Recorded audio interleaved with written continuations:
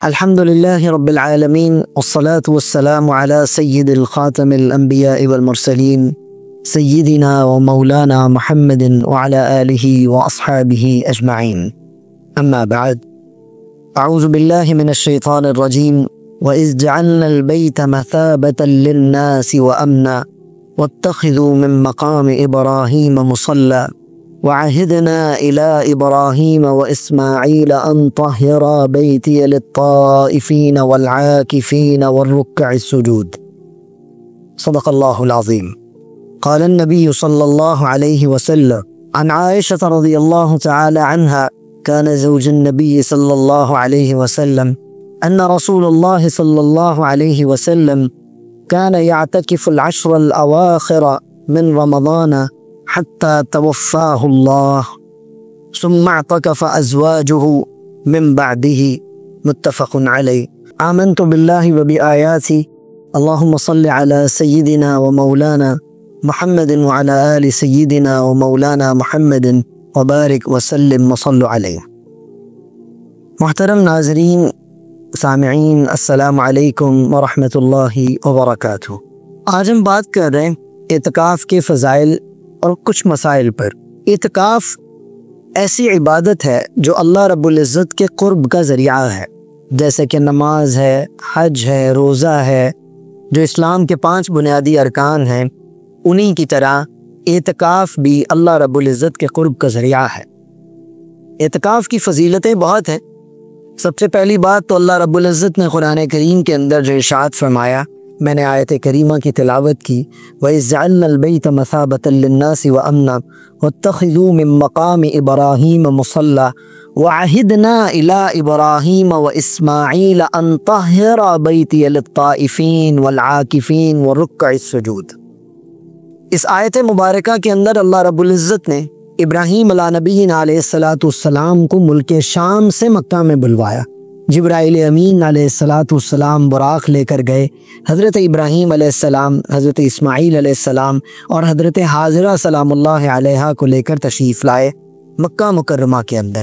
اللہ رب العزت نے مصلی بنانے کا فرمایا جیسا آیت کے اندر بات کی گئی، اور اللہ رب العزت نے پھر حکم فرمایا، ایک عہد لیا، وعہدنا الی ابراہیم، ابراہیم سے، و اسماعیل اور اسماعیل سے، کہ ان طہرا بیتی للطائفین، کہ پاک کرو میرے گھر کو طواف کرنے والوں کے لیے.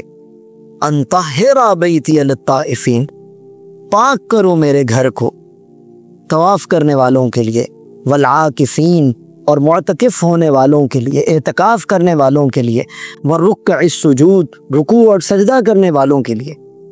تو اعتکاف کی تو فضیلت کہ انبیاء علی نبینا علیہ الصلاۃ والتسلیمات بھی اعتکاف فرمایا کرتے تھے. اس لیے جتنے بھی انبیاء، اور پھر جد الانبیاء حضرت ابراہیم علی نبینا علیہ الصلاۃ والسلام کو حکم ہو رہا ہے کہ اس بیت اللہ کو صاف کرو، یعنی اللہ کے گھر کو صاف کرو. اور پھر سب سے بڑھ کر فضیلت یہ کہ حضرت نبی دو عالم صلی اللہ علیہ وسلم اما عائشہ فرماتی ہیں کہ آپ نے رمضان کا اعتکاف کا اہتمام کیا یہاں تک کہ آپ دنیا سے رخصت ہو گئے.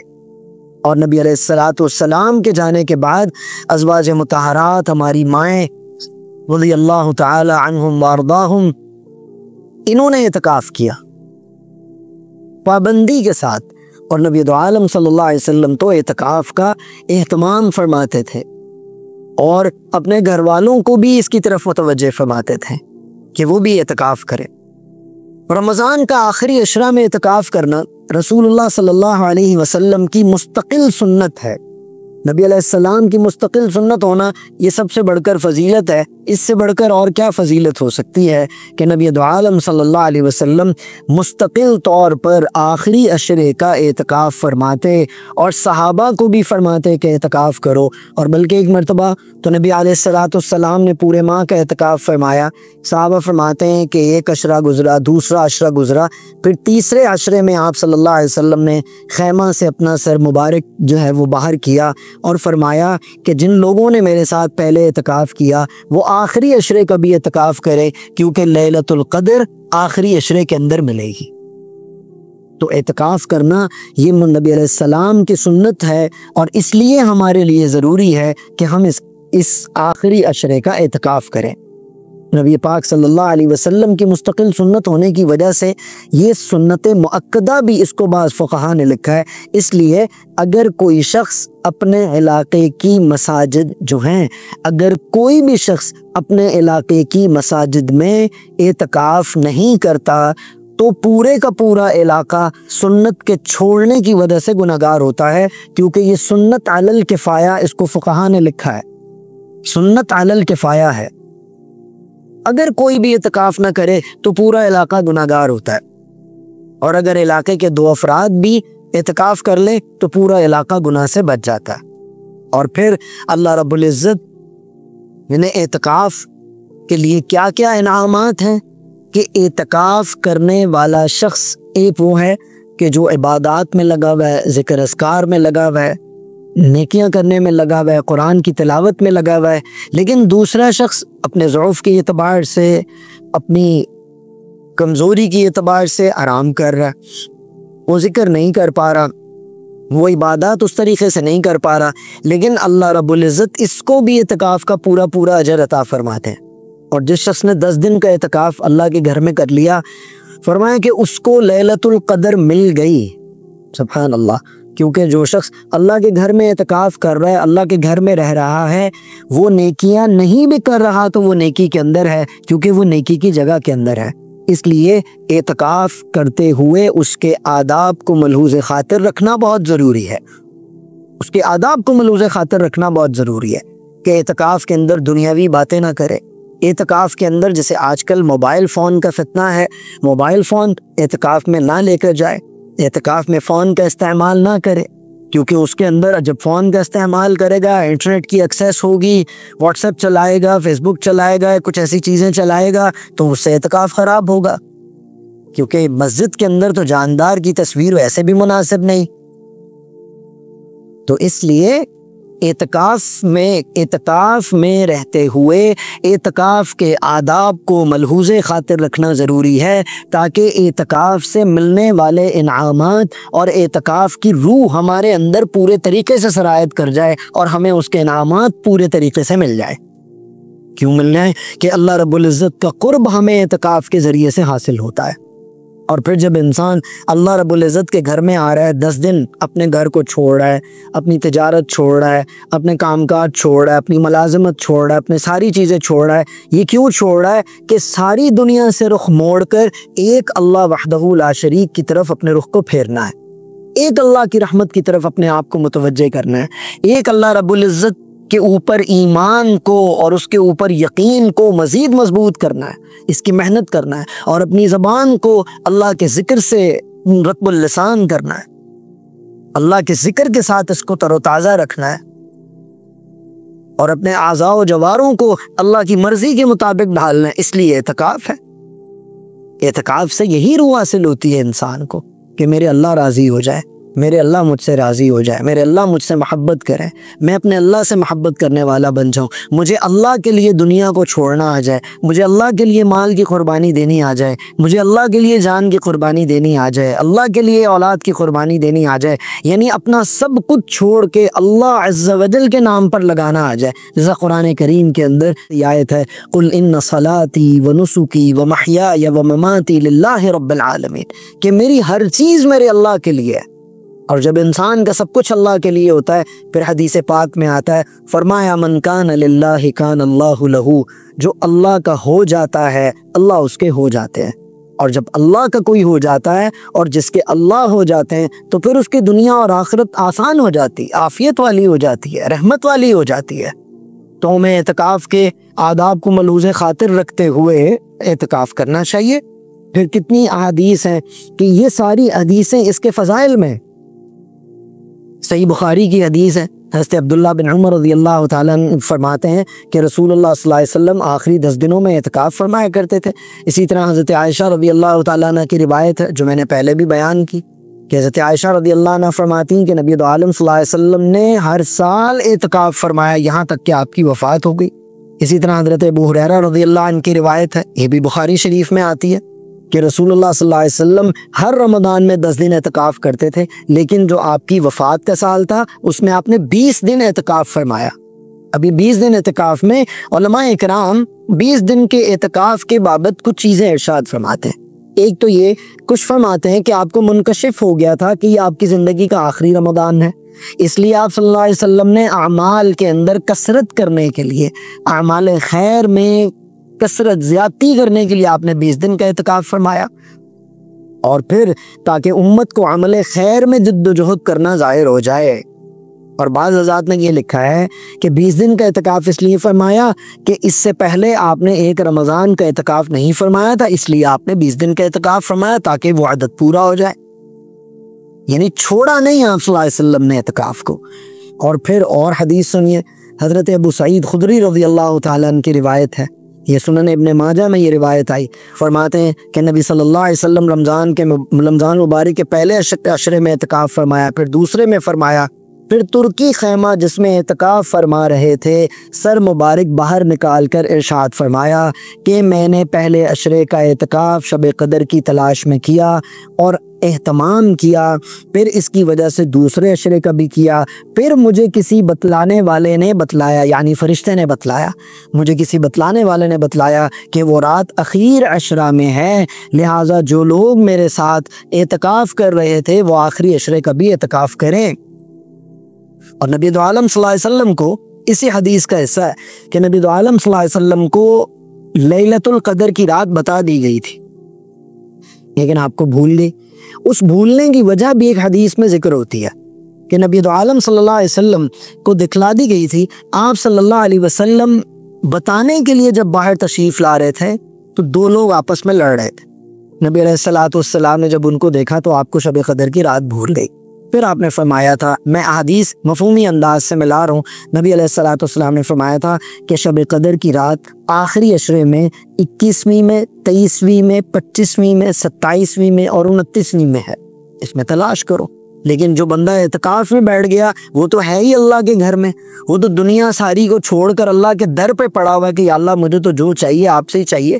اب اللہ کے گھر میں رہنے کی برکت سے اللہ رب العزت اس کو لیلۃ القدر عطا فرمائیں گے، اب اللہ کے گھر میں رہنے کی برکت سے اللہ رب العزت اس کو لیلۃ القدر عطا فرمائیں گے، اور اس کو تمام وہ نعمتیں ملیں گی، تمام وہ برکات ملیں گی، تمام وہ رحمتیں ملیں گی جو لیلۃ القدر میں اللہ رب العزت نے دینے کا وعدہ کر رکھا ہے۔ اور سب سے بڑھ کر کیا؟ 83 سال کی عبادت، اللہ اکبر۔ کوئی شخص ساری زندگی مصلے پر کھڑا نہیں ہو سکتا، لیکن وہ شخص جس نے لیلۃ القدر کو پا لیا وہ ایسا ہی ہے جیسا 83 سال مصلے پر کھڑا ہو کر عبادت کرتا رہا، جس کو اللہ نے قرآن کریم میں بیان فرمایا لیلۃ القدر خیر من 1000 شہر، 1000 مہینوں سے زیادہ بہتر ہے، اور 1000 مہینے تقریباً 83 سال کے راؤنڈ اباؤٹ بنتا ہے، تو یہ کتنی بڑی فضیلت ہے۔ تو نبی دو عالم صلی اللہ علیہ وسلم کو اللہ رب العزت نے شب قدر بتا دی تھی۔ اور ابو سعید خدری رضی اللہ تعالیٰ عنہ کی جو روایت ہے، اس روایت کے اعتبار سے وہ فرماتے ہیں کہ نبی دو عالم صلی اللہ علیہ وسلم کو جو بتائی گئی، آپ صلی اللہ علیہ وسلم نے اس کے بارے میں فرمایا تھا کہ اس جو راوی یہ بات کہتے ہیں کہ اس رات بارش ہوئی تو میں نے دیکھا کہ نبی دو عالم صلی اللہ علیہ وسلم کی پیشانی مبارک کے اوپر کچھ نمی والی مٹی جو ہے وہ ظاہر تھی، اور فرمایا کہ وہ 21ویں شب تھی، تو ابھی کوئی بھی ہو سکتی ہے، تو ہمیں اس کے لیے محنت کرنا چاہیے۔ بہرحال میں نے کچھ روایات جو ہیں اعتکاف کی فضیلت کے اعتبار سے عرض کی۔ ایک فضیلت آخری حدیث پاک میں آتا ہے، یہ معجم کی روایت ہے، نبی دو عالم صلی اللہ علیہ وسلم سے یہ روایت فرماتے ہیں حضرت ابن عباس رضی اللہ تعالیٰ عنہ، فرمایا کہ ان رسول اللہ صلی اللہ علیہ وسلم قال فی المعتکف، کہ نبی دو عالم صلی اللہ علیہ وسلم نے ارشاد فرمایا کہ معتکف جو ہے، اعتکاف کرنے والا جو ہے، گناہوں سے محفوظ رہتا ہے، گناہوں سے محفوظ رہتا ہے، اور اس کے لیے نیکیاں اتنی ہی لکھی جاتی ہیں جتنی کہ کرنے والے کے لیے لکھی جاتی ہیں، جیسے میں نے پہلے عرض کیا۔ اس حدیث کو سامنے رکھتے ہوئے میں ایک بات عرض کرنا چاہوں گا، بعض اوقات ایسا ہوتا ہے کہ ہمارے کچھ ساتھی اعتکاف پہ بیٹھتے ہیں، ماشاء اللہ تعالیٰ صوم و صلاۃ، قیام، ذکر اذکار، قرآن کی تلاوت، ان سب چیزوں کا بہت اہتمام فرماتے ہیں، لیکن بعض ساتھی جو ہوتے ہیں وہ اہتمام نہیں کرتے، تو اہتمام کرنے والے ساتھی وہ نہ کرنے والوں کے بارے میں یہ بات کہہ دیتے ہیں، یار ایسی اعتکاف کا کیا فائدہ، یہ دیکھو بیٹھے میں کوئی کام ہی نہیں کر رہے ہیں، سو رہے ہیں، یہ تو باتیں کر رہے ہیں، یہ تو یوں کر رہے ہیں تو یوں. یہ اپنا عمل ضائع کرنے والی بات ہے. اس سے اپنا عمل ضائع مت کیجیے.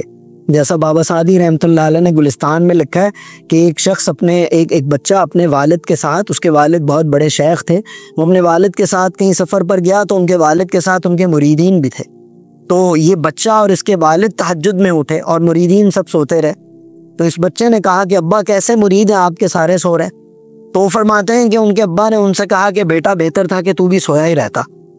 تو عبادات ضرور کریے لیکن کسی دوسرے کی کمی مت دیکھیے، کسی دوسرے کو اپنے ایسے ہلکا مت جانیے، کیونکہ ہمیں نہیں پتا ہے کہ کس کا دل اللہ کی طرف کتنا متوجہ ہے. ہم سے ہمارے بارے میں تو پوچھا جائے گا، ہم سے دوسروں کے بارے میں سوال نہیں ہوگا. تو عبادات ضرور کیجئے لیکن عبادات کے تکبر سے بھی بچیے، نیکی کے تکبر سے بھی بچیے، کیونکہ نیکی کا تکبر بہت برا ہے.